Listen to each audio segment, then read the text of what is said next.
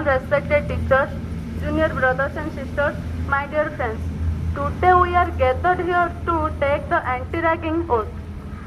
Ragging is harmful and no place in our educational institution.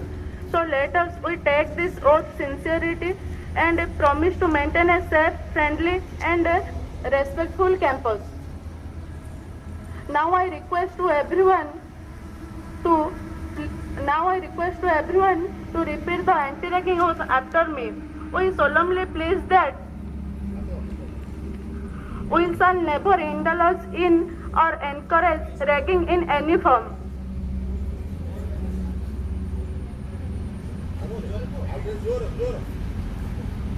We shall respect and treat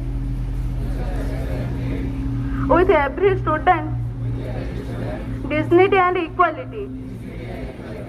We shall welcome, support and guide our juniors with kindness.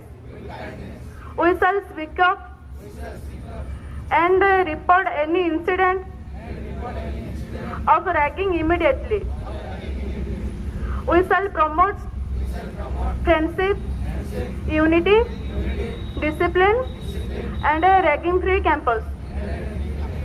We take this oath sincerity and responsibility. Thank you everyone for taking this oath.